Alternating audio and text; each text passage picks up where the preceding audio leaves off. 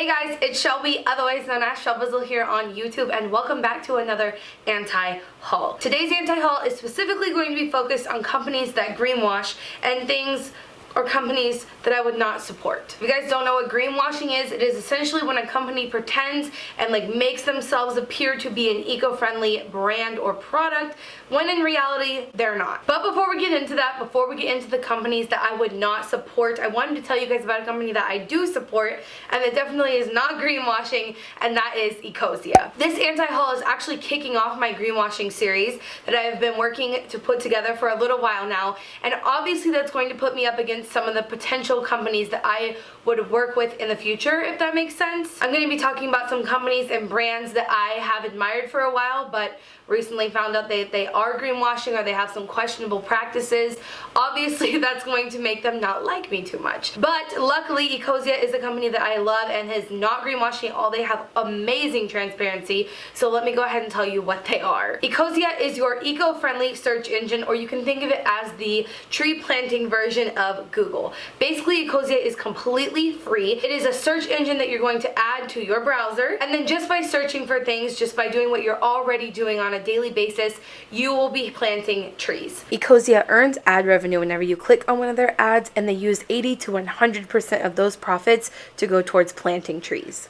Now, there are a lot of companies out there who claim they do things like this. They claim they plant trees, or they claim they do offsets for emissions, but Ecosia is very transparent. They give you all the details for their financial stuff. Where the trees are planted, they are very, very transparent, and that is a super, super key aspect of determining if a company is greenwashing or not. Ecosia is not. All you have to do is click the link in the description to download it for free. It doesn't cost you anything. You don't have to do anything weird. It's literally the easiest way to start saving the planet right now. So definitely check them out in the description box, and let's go ahead and get into the anti-haul of things I'm not buying. So I'm on Instagram a lot. You guys probably are too. Most people are. Instagram is my second favorite social media platform, second only to YouTube, because you guys are all here. If you're not following me over there, go check me out. But the reason I'm telling you this is because I found out about this company through an Instagram ad. I get quite a bit of Instagram ads, and I think it's because I click on them because I'm doing research, like, is this company eco-friendly? Should I check them out or not? And because I click on the ads, I get a lot more. Anyway, I tell you all this to tell you that this company popped up on my Instagram the other day. It's called Honeybum, and the pitch was that they plant flowers with the clothing that you buy, with the clothing that they sell. And I thought, well, surely this is an eco-friendly company. Surely they're using organic materials, paying fair wages. Surely this is not fast fashion. You know where this is going. So I go onto their website, and I am going to be teaching you throughout this series exactly how to pinpoint what is a greenwashing company and what is an actual eco-friendly company. The biggest giveaway is when they don't have an About Us section at the top of their website, which they didn't. I then scrolled to the bottom of their website where there is an About Us section, but on my way there I noticed a ton of cheap, fast fashion clothing. Interesting. So I click on the About Us section and eventually come to their page that says social responsibility, which is typically correlated to humans, social, humans. This wasn't about humans. It wasn't about how they pay their workers, if their workers are treated fairly, none of that. Apparently that's not important to them. This page was dedicated, however, to their bee protection activism. Basically they are planting flowers, but you're not going to find anywhere on their website about how many flowers they plant, how much it costs, who plants their flowers. You can't find any of that information on their website. So not only are they selling fast fashion, but they're trying to play it off as if what they're doing is helping the environment, when really it's just the complete opposite.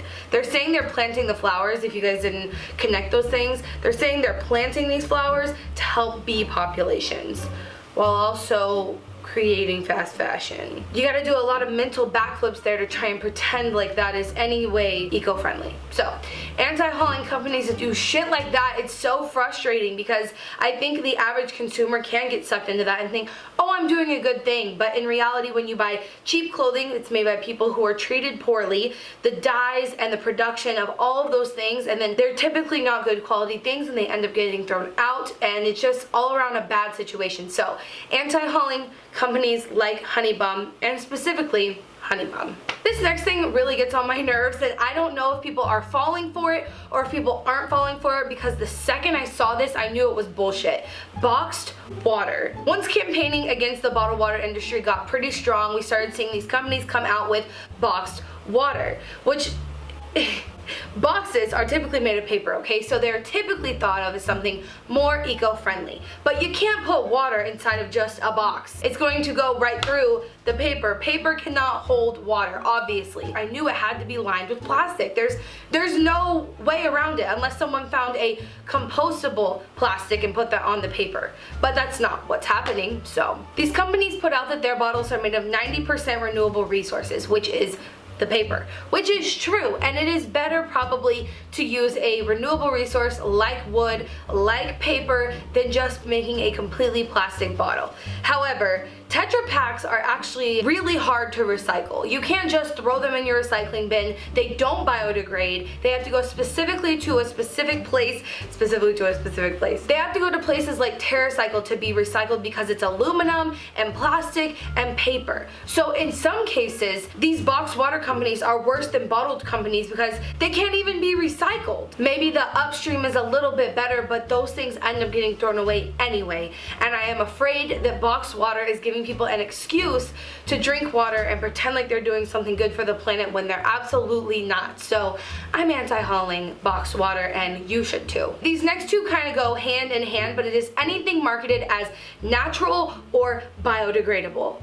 Nothing makes me more frustrated than seeing this on a product when it is absolutely not true. Those two words, you guys, just so you know, in the United States, I don't know about outside the United States, but in the US there is no regulation on those words. Meaning, Dawn could literally put biodegradable on their packaging and no one would stop them because there is no one to regulate it. You can put that word on anything and there's no one that's going to tell you you are wrong. Same with natural. There is no legal definition to this word. There is no one enforcing what that word means, and therefore anyone anywhere can use these words to market to you, and it is the easiest way to spot greenwashing. I found out last year that my biodegradable soap was actually really bad for the environment because of the parabens and the fragrances that they were using in it, and I have a video about that if you want to check it out. I'll link it up there. But basically I wanted to tell you guys, look out for those markers, things that are called all natural and even sometimes biodegradable. Sometimes biodegradable is a real term and people are using it correctly, but just know that they're not obligated by anyone to mean any certain thing. And it irks me to no end to watch companies do this, pretend like they're doing something good just to turn a profit.